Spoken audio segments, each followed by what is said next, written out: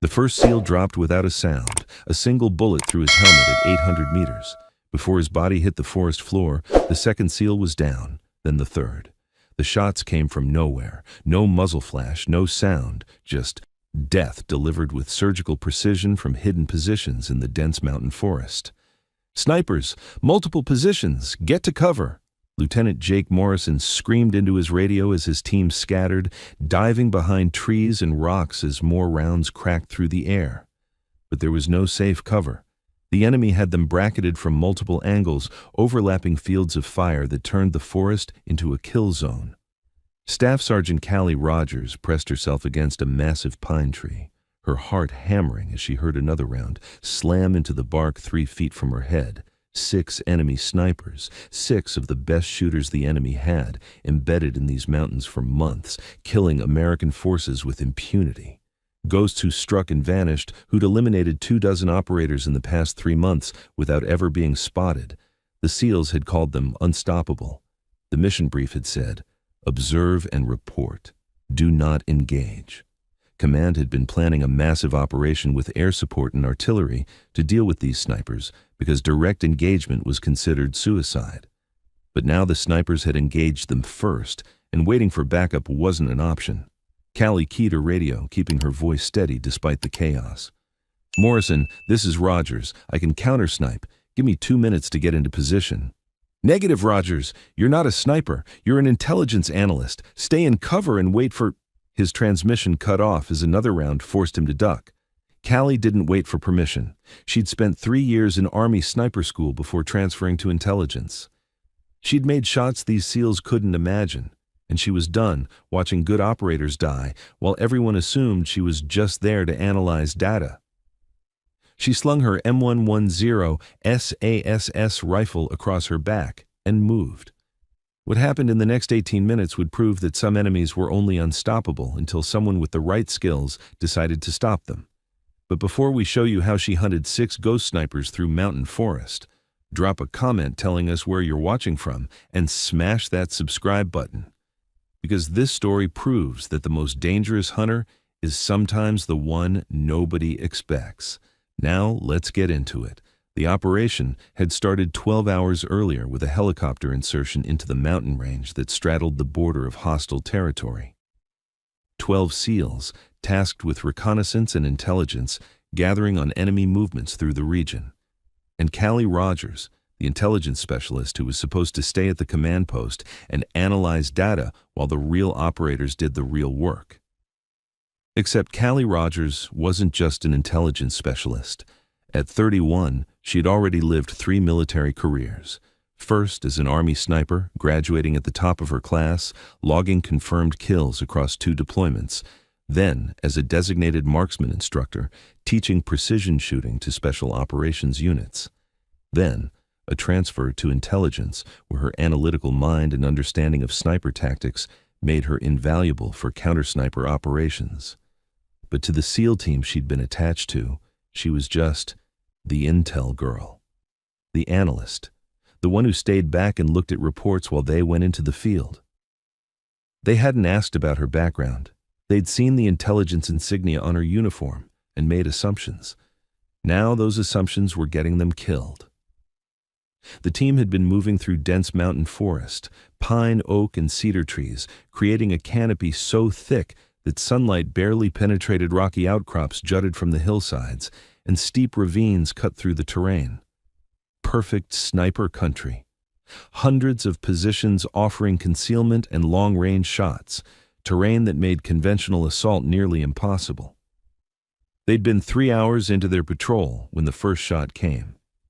Petty Officer Marcus Webb had been on point, moving carefully through the undergrowth. The bullet caught him in the head, penetrating his helmet, dropping him instantly.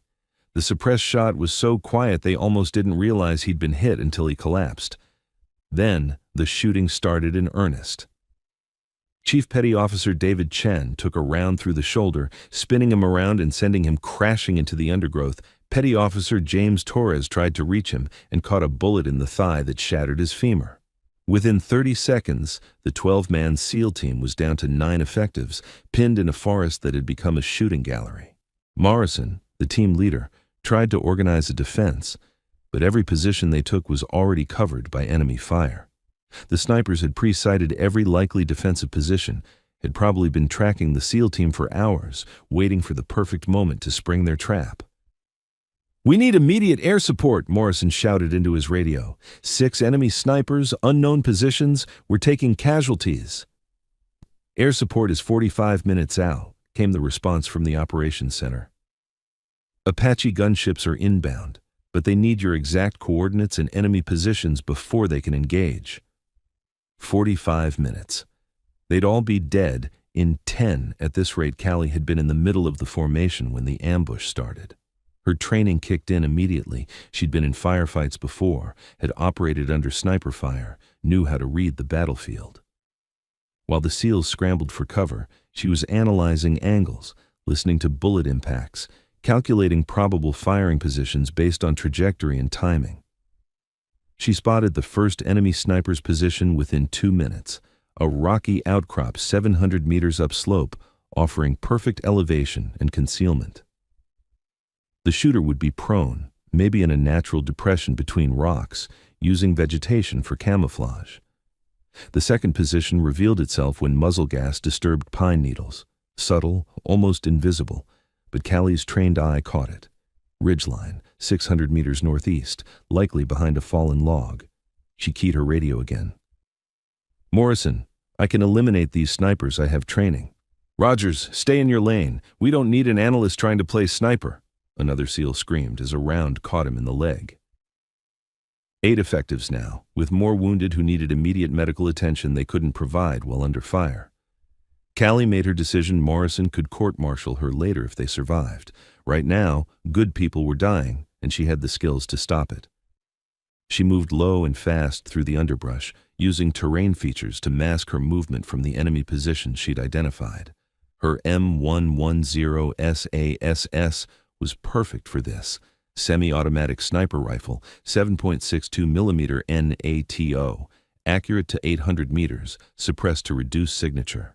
Not as powerful as a bolt-action .300 Win Mag, but faster follow-up shots and good enough for the ranges she'd be engaging.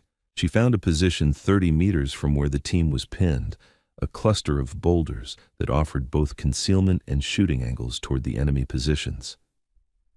She settled in, slowing her breathing, letting her heart rate drop, becoming perfectly still. Through her scope, she scanned the rocky outcrop where she'd calculated the first sniper was positioned. Nothing visible at first, just rocks and vegetation. But she knew where to look, knew the subtle signs that betrayed a hidden shooter. There. A shadow that was too uniform, a shape that didn't quite match the natural terrain. The sniper was using a camouflage net, blending perfectly into the rocks. Most people would never spot him. Callie wasn't most people. She calculated the shot, 715 meters. Wind approximately 8 miles per hour, left to right elevation angle about 15 degrees. Temperature 72 degrees. All factors that affected bullet trajectory at this range. She made minute adjustments to her scope, compensating for all variables, then settled the crosshairs on where she knew the sniper's head would be, slightly left of the visible shadow, accounting for the camouflage net's offset. She controlled her breathing. Exhale, natural pause, squeeze. The M110 coughed, the suppressor reducing the report to a sharp crack that echoed differently than the enemy's shots. Through her scope, she saw the camouflage net twitch, then collapse slightly. The first enemy sniper was down, but there were 5 more, and they'd just learned someone was shooting back. Immediately, fire shifted toward her position. Rounds snapped overhead, impacted the rocks around her. The enemy snipers were trying to bracket her location, suppress her, keep her from engaging again. Callie rolled left, moving to a new position 10 meters away before they could get her range. She'd learned in sniper school, never shoot twice from the same position. Move, shoot, move again. From her new position, she scanned for the second sniper, the one on the ridgeline behind the fallen log. He'd adjusted position after seeing his partner go down, was now more alert, more careful, but he'd made a mistake. He'd shifted to get a better angle on Callie's original position, and in doing so, He'd exposed the top of his ghillie suit above the log. Just a few inches, barely visible, but enough. Shot 2, 625 meters. Different wind conditions because of the ridgeline had to account for deflection around the terrain feature. Callie made the calculations in seconds, took the shot. The ghillie suit jerked. The second enemy sniper was eliminated. 4 left. The remaining enemy snipers were getting smart. They'd stopped shooting, gone completely silent, trying to blend into the forest and wait for Callie to expose herself looking for them. But silence worked both ways. While they were silent, Callie was moving. She relocated 40 meters downslope, finding a position in thick undergrowth that offered limited visibility but excellent concealment. From here, she couldn't see much of the battlefield. She could watch the approaches to where the enemy snipers would have to move if they wanted better angles on the SEAL team. And she waited. Patience was a sniper's greatest weapon. 5 minutes passed. 10. The SEALs were using the lull to treat their wounded, consolidate positions. Morrison kept trying to raise her on the radio, demanding to know what she was doing. She ignored him, focused on her sector, watching for any sign of movement. There, a flash of brown fabric moving between trees 400 meters out. One of the enemy snipers was relocating, trying to get a flanking position on the SEALs. Callie tracked him through her scope, waiting for him to pause to present a clear shot. He was good, moved in short bursts, used cover well, never stayed exposed for more than a second. But he made one mistake. He paused behind a tree to scan with his binoculars, and for just a moment, his shoulder and part of his head were visible past the trunk. It was enough. Shot 3. 430 meters, straightforward shot, minimal wind, good visibility. The enemy sniper collapsed behind the tree. 3 down, 3 to go. But now the remaining enemy snipers knew they were being hunted, and they were adapting. Callie saw the muzzle flash before she heard the shot, one of the remaining snipers firing at her position from an angle she hadn't expected. The round impacted 6 inches from her head, showering her with bark and splinters. She rolled hard, right as 2 more shots hit where she'd been. They'd triangulated her position, were trying to bracket her with coordinated fire. Time to move. She low-crawled 15 meters through undergrowth that tore at her uniform, then pushed upslope another 20 meters, breathing hard, weapon clutched tight. When she reached a new position, a small depression behind a fallen tree, she was 50 meters from where the enemy thought she was. Through her scope, she scanned the area where those shots had originated. 2 snipers working together, coordinating their fire. Smart tactics harder to counter. She spotted one of them first, positioned in a tree stand 20 feet up in a massive oak, using the elevation for better visibility and range. Brilliant position, almost impossible to assault conventionally, but also exposed from certain angles. Callie had that angle. Shot 4, 520 meters, upward angle, compensating for the height in the tree branches that partially obscured the target. The round punched through the wooden platform the sniper was lying on, traveled through his body, and he tumbled from the tree. Immediately, the 5th sniper fired at her muzzle flash. Callie was already moving, but the round caught the stock of her M110, splintering the wood and sending the rifle spinning from her hands. She grabbed it, checked the damage. The weapon was still functional, but the stock was cracked, could break completely if she wasn't careful. She'd have to manage the recoil differently now. 2 enemy snipers left, and they knew where she was. For the next 3 minutes, it was a deadly game of cat and mouse. The enemy snipers would fire, trying to pin her down. She'd relocate, find a new angle, search for them through her scope. They were good, among the best she'd ever faced. They moved like ghosts, used every bit of cover, coordinated their movements to cover each other. But Callie had one advantage they didn't know about. She'd been tracking their pattern, learning how they thought, predicting their next moves based on terrain and tactical logic. When the 5th sniper relocated to what he thought was a perfect flanking position, Callie was already set up, waiting for him. He appeared in her scope, moving between 2 boulders, confident he was unseen. Shot 5, 380 meters, center mass because she only had a brief window. The enemy sniper went down hard. 1 left. The last enemy sniper was the best of them, Callie could tell by how he moved, how he anticipated her positions, how he'd stayed alive while his 5 partners were eliminated. He was playing it smart, staying hidden, not taking shots unless he was certain of the kill. The problem was, Callie was running out of ammunition, 3 rounds left in her magazine. No more reloads. She'd brought limited ammo because she was supposed to be just an analyst, 1 sniper, 3 bullets. She had to make them count. She repositioned again, moving upslope toward where she calculated the last sniper would be. The terrain narrowed here, rocky cliffs on one side, steep drop on the other, limited positions available. He'd have to be in one of 3 locations. She checked the first, empty. The second, nothing. That left the third position, a natural rock formation that created a perfect hide site with commanding views of the valley. If she were the enemy sniper, that's where she'd be. She approached from below, using dead ground to mask her movement, making herself as small as possible. When she finally had an angle on the position, she settled in, controlled her breathing, and scanned through her scope. At first, nothing. Then, there. The tiniest flicker of movement. The enemy sniper was there, camouflaged so well he was almost invisible, but the slight shift as he adjusted position had given him away. The problem: she couldn't see enough of him to take a clean shot, just a few inches of what might be his shoulder, partially obscured by rock and vegetation, a low percentage shot at best. But it was the only shot she had. Callie calculated everything. 290 meters. Minimal wind. The real challenge was the target. If she was wrong about what she was seeing, she'd waste a round and give away her position. If she was right but hit rock instead of target, same result. She had to trust her training, her instincts, her thousands of hours behind a scope. She took the shot.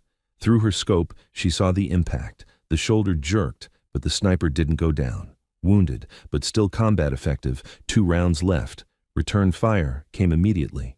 The enemy sniper, wounded but still dangerous, putting rounds toward her position. Callie rolled away as bullets chewed up the ground where she'd been. She had to finish this. No more cat and mouse, no more careful positioning. She had 2 rounds left, and an enemy sniper who now knew exactly where she was. Callie did something that violated every sniper doctrine. She charged. She broke cover and ran uphill toward the enemy position, weapon ready, using trees for concealment, but moving aggressively. The enemy sniper fired, missed, fired again. The round passed so close she felt the pressure wave.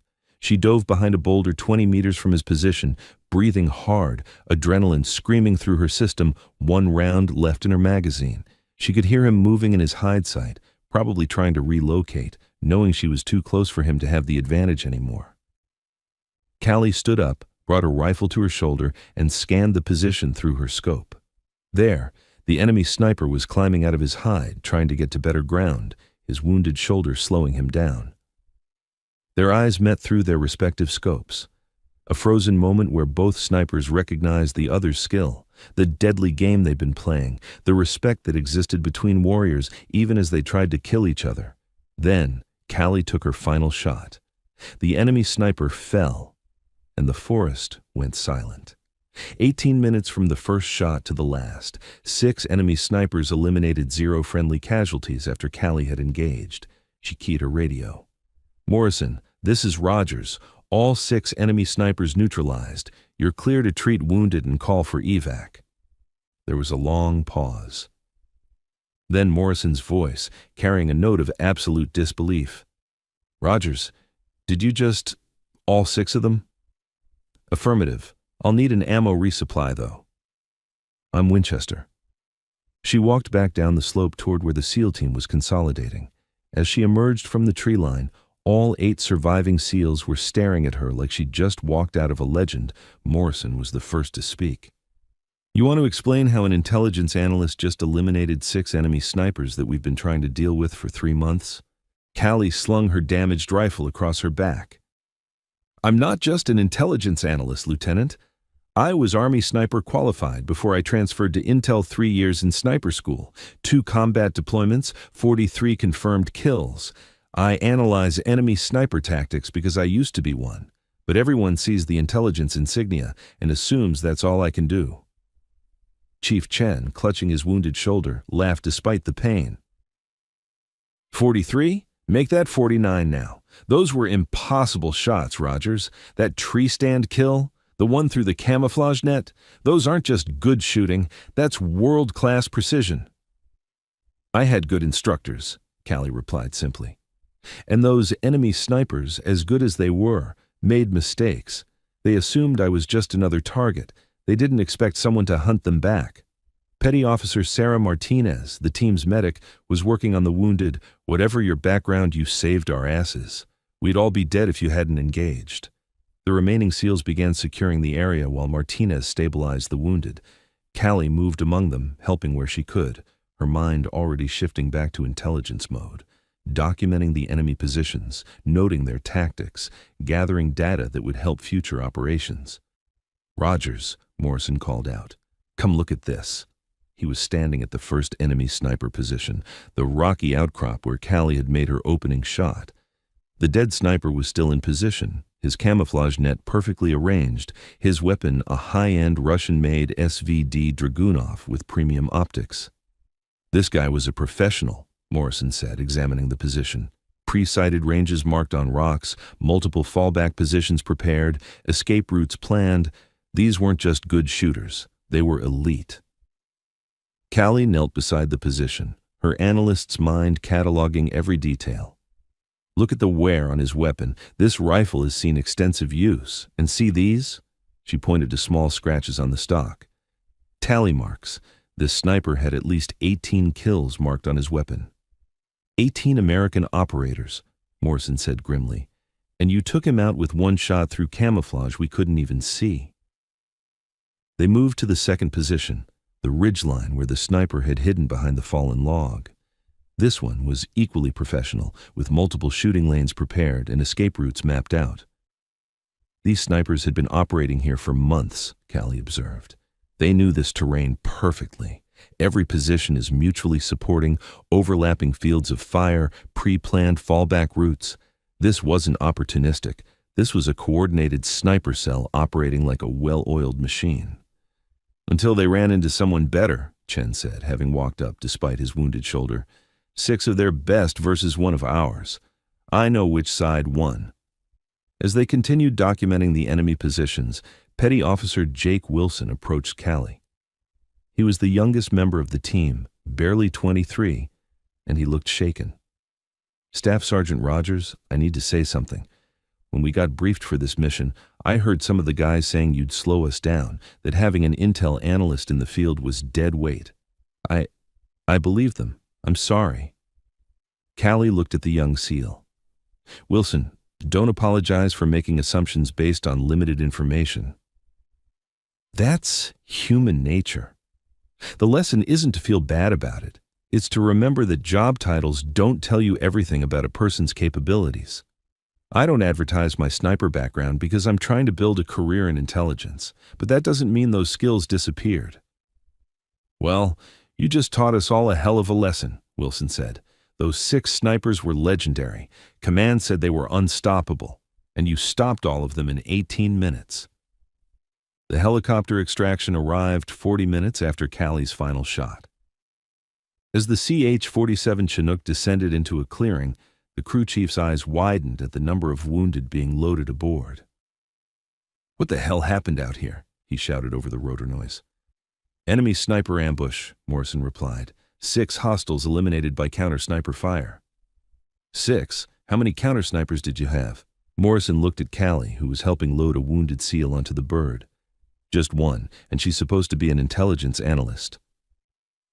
The crew chief followed Morrison's gaze, taking in Callie's slight frame, her intelligence insignia, her damaged rifle. "That analyst took out 6 enemy snipers?" 18 minutes, Chen added, grimacing as medics secured him to a stretcher. 6 targets, 6 kills, 0 misses. I've been doing this for 12 years, and I've never seen shooting like that. Back at base 8 hours later, Callie sat through the longest debrief of her career. The operations center was packed. Senior officers, intelligence personnel, sniper instructors, mission planners. Everyone wanted to understand how one operator had accomplished what entire teams had failed to do for 3 months.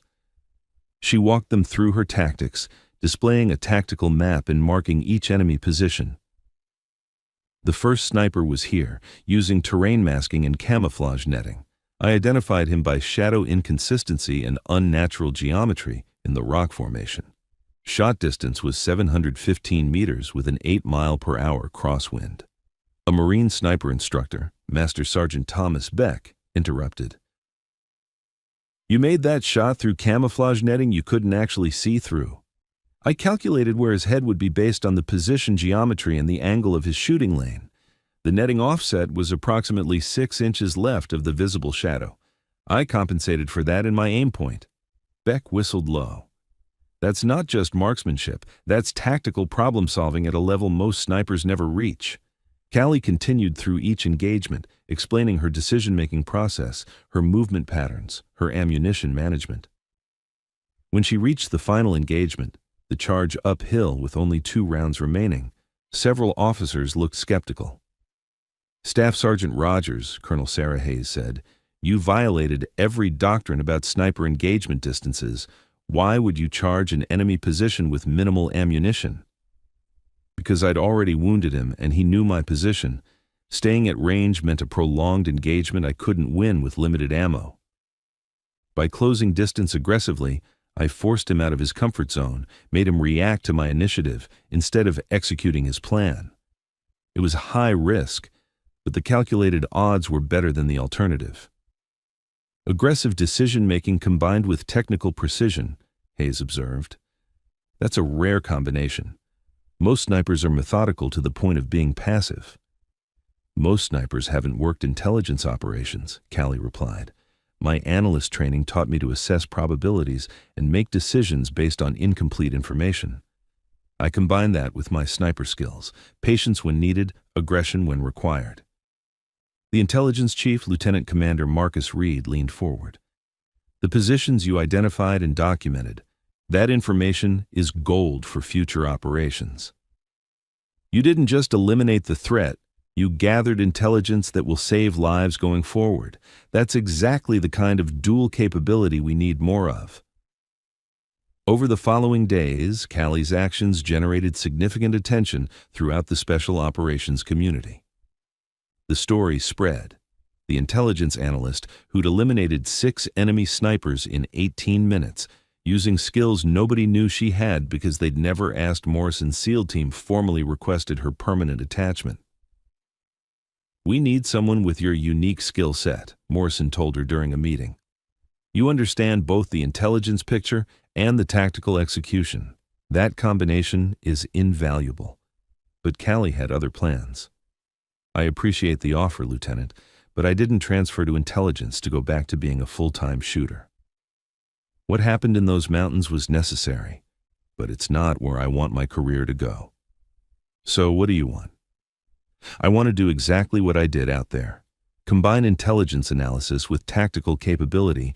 I want to identify enemy sniper threats before they can engage our forces, and when necessary, I want the authority to eliminate those threats directly."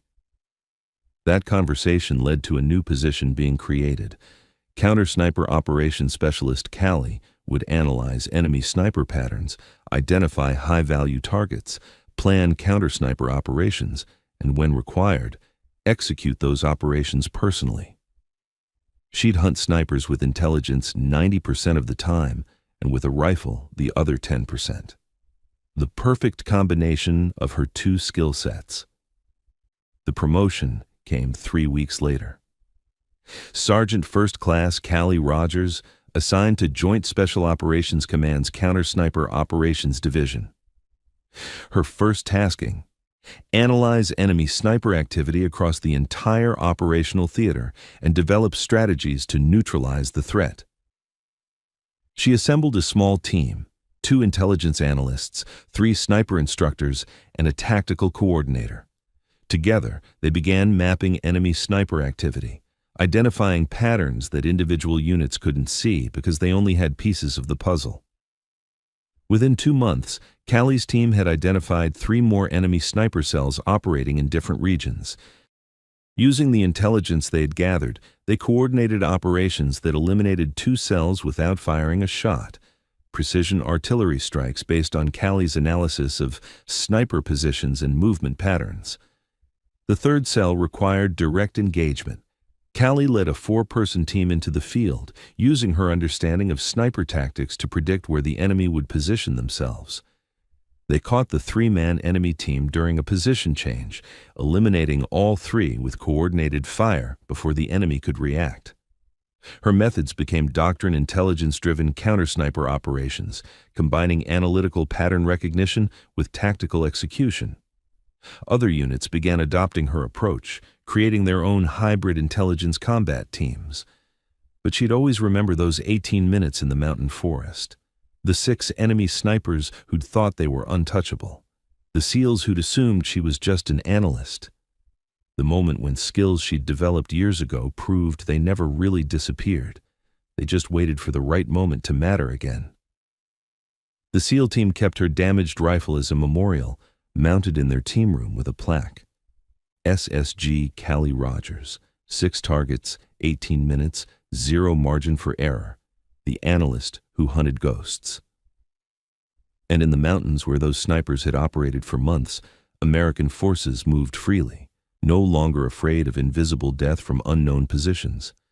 The threat had been neutralized not by artillery or airstrikes or massive operations, by one woman with a rifle, 18 minutes, and the skills everyone had assumed she didn't have because they'd only looked at her job title instead of her complete capabilities.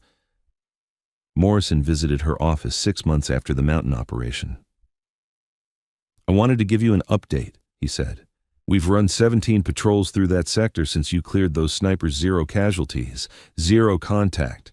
You didn't just eliminate 6 enemies, you opened up an entire operational area that had been denied to us for months." "That's the power of removing a strategic threat," Callie replied, pointing to the intelligence map on her wall that showed enemy sniper activity across the region. Those 6 weren't just shooters. They were a psychological weapon. Every patrol knew they were out there, operated with that fear. Eliminating them removed both the physical threat and the psychological one. "Speaking of which," Morrison continued, "I brought you something." He handed her a small wooden box. Inside was the scope from the first enemy sniper she'd killed, the one with the camouflage net.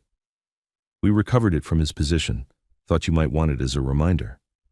Callie examined the scope, high-quality optics, extensively modified, well-maintained. This had belonged to a professional who'd taken his craft seriously. "This represents someone who dedicated their life to being excellent at something deadly. I respect that, even though we were on opposite sides." "That's what makes you different from most operators," Morrison observed. "You understand your enemy, respect their capabilities while still defeating them. That's why you're so good at this." The awards came quietly, combat commendations that couldn't be publicly acknowledged because the mission was classified. But within the special operations community, Callie Rogers became a name that commanded respect. The operator who'd proven that job titles were just labels, that capabilities mattered more than current assignments, that the quiet professional was often the most dangerous person in the room. She continued her work, hunting enemy snipers through intelligence analysis and, when necessary, through precision fire. She trained others in her methods, creating a new generation of operators who understood that the best way to defeat a sniper wasn't always another sniper. Sometimes it was an analyst who thought like a sniper and shot like one too. And she never forgot the lesson those 18 minutes had taught her. Excellence in one area didn't disappear when you moved to another. Skills stacked, capabilities compounded, and the most valuable operators were those who could apply multiple skill sets to the same problem. The mountains still stood silent, their forests no longer hiding death in camouflaged positions. The enemy had learned that American forces had operators who could hunt ghosts, who could see the invisible, who could stop the unstoppable. They'd learned it from 6 eliminated snipers and 1 intelligence analyst who'd proven that sometimes the most dangerous weapon wasn't the rifle. It was the mind behind it, trained in both analysis and action, capable of both patience and precision. Sergeant First Class Callie Rogers had been underestimated because of assumptions about what intelligence analysts could do. She'd corrected those assumptions with 18 minutes of perfect shooting and a career built on proving that capability had no job description. The SEALs who'd worked with her never made assumptions about anyone's capabilities again. The enemy snipers who'd thought themselves untouchable learned their mistake too late. And Callie continued her work, quiet and professional, the analyst who hunted with both intelligence and rifles, the warrior who proved that excellence in multiple domains created capabilities that transcended any single job title. 6 snipers. 18 minutes. One operator who refused to be defined by anyone's expectations except her own. The forest remembered. The SEALs remembered. And every enemy sniper who heard the story learned to fear the operators they couldn't see, the analysts who might be more than they appeared, the quiet professionals who carried skills that waited, patient and deadly, for the moment they were needed most. Unstoppable was just a word. Callie Rogers had proven it could be stopped, with precision, intelligence, and 18 minutes of perfect execution when it mattered most. If this story moved you, don't forget to subscribe for more inspiring tales of courage.